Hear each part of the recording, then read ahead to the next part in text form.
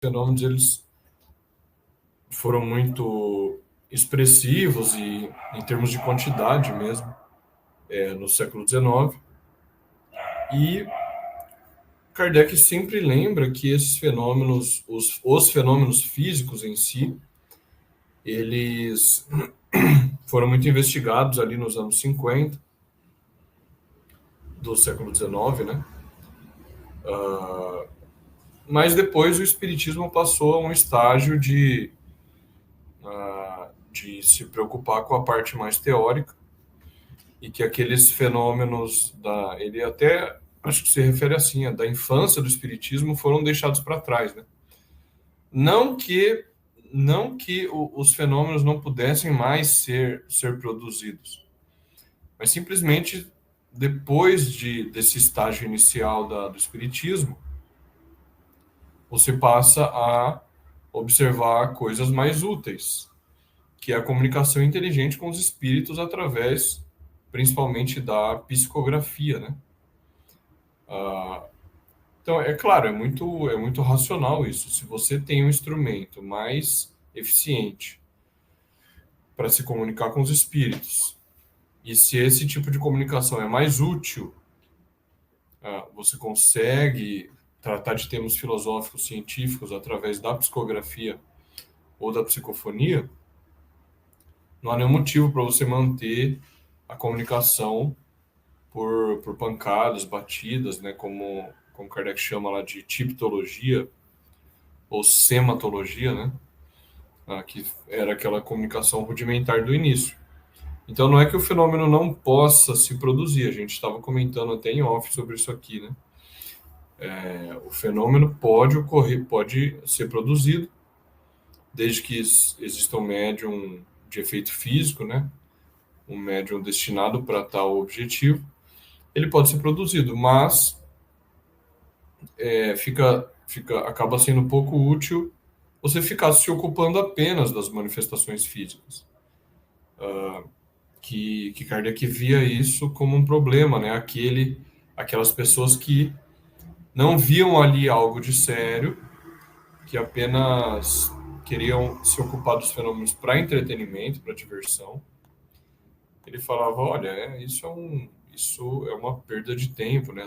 Não são pessoas sérias que estão vendo algo de relevante ali.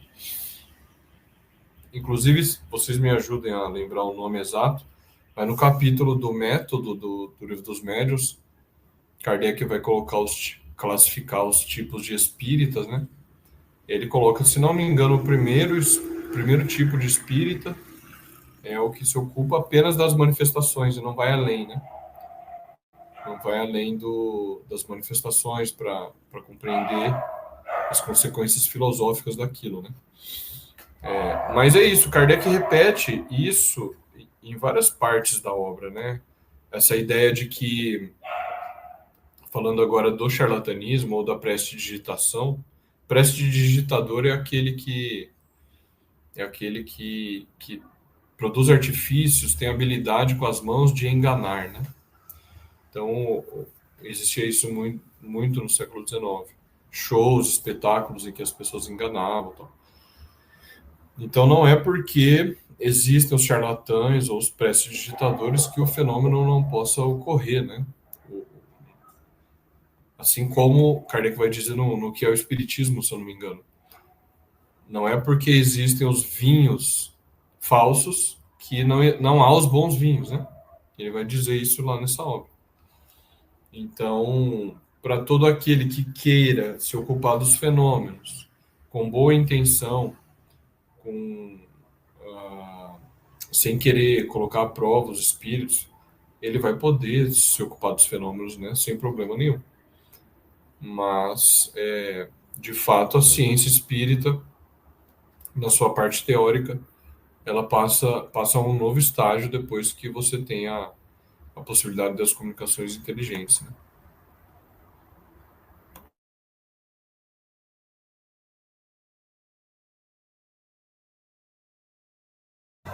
Quem vai? Eric? Exatamente, né? É bem interessante, né? Essa questão, Porque justamente pelo médium não poder garantir, como foi dito na última reunião, no último estudo, que ele não pode cobrar, né? Porque, por exemplo, caso ele perca a mediunidade, ah, ou caso ele não consiga praticar a mediunidade naquele caso específico, ele vai ter que fraudar, né? Então, às vezes, a pessoa tem mediunidade, mas acaba indo para fraude para garantir, né? Ah, mas ele diz ali que às vezes pode ser um espírito que se preste a isso, né? Até por ter feito isso em vida, né? Então ele não coloca como completamente impossível, né? Mas isso já causa uma desconfiança, né? Além de cobrar, enfim. Eu me lembro agora do caso das irmãs Fox, por exemplo, que foi o fenômeno que deu um boom no moderno espiritualismo, né? Eu sou tá ok? Foi o fenômeno que deu o boom no moderno espiritualismo, mas elas faziam esses espetáculos, né? Enfim, elas tinham médium, elas tinham mediunidade, né? Mas ah, é de se pensar, né? Se o médium que transforma no espetáculo pode acabar caindo em fraude ou interagindo com esse tipo de espírito. Sobre o que o José falou, realmente Kardec fala, né? Que as mesas girantes, a tipologia foi o início do espiritismo. Você tinha a sematologia, que era a comunicação através de sinais, né? Então, por exemplo, às vezes a mesa ia até a pessoa que ele queria falar e se inclinava, vamos dizer assim. A tipologia, a comunicação por pancadas, que tinha a tipologia por sim, por não, né? Uma batida sim, duas batidas não. E a tipologia alfabética, né? Que cada batida uma letra. Ou outras variações, né? E Kardec diz, né? O fenômeno físico tem a utilidade de poder levar à convicção. Mas realmente, para quem já está convicto, ou para comunicações de cunho filosófico, né? É claro que a psicografia é muito melhor do que a tipologia, que é um método lento, né? Demorado, enfim. Então, é por isso que ele fala dessa questão, né?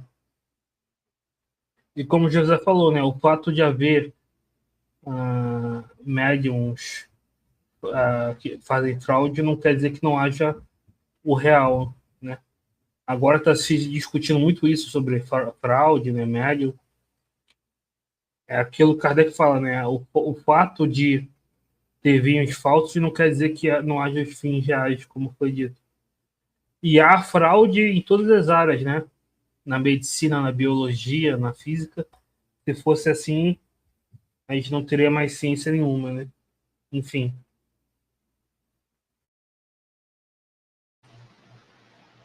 E no capítulo 14 do Livro dos Médiuns, na segunda parte, né, que vai tratar dos médiuns, Kardec vai falar sobre pessoas elétricas, né? Então a gente vai encontrar lá esse assunto, pessoas elétricas. Bom, como o espiritismo tudo é observação, tudo é estudar, né? Então, claro que quando nós nos deparamos com uma pessoa que aparentemente tem uma aptidão, que objetos se movem pela sua vontade, então logo a gente tem que partir, né, para verificar, tomar todos os cuidados antes de aceitar que aquilo seja uma realidade, um fato, né? Então, se a pessoa ela tem, de fato, agora então ela tem realmente esse poder de mover os objetos, obviamente, para a gente saber se é mediunidade ou não, temos que evocar, né? Até porque, como já foi dito, os espíritos não estão aí à nossa vontade, simplesmente queremos que objetos se movam, e nós vamos dar ordem aos espíritos e eles vão fazer os objetos se moverem. Isso não, né? A gente sabe que já foi tratado, o espírito tem a sua livre vontade, o seu livre-arbítrio. Mas levando em consideração que a pessoa, de fato, ela tem essa capacidade, é dela, não é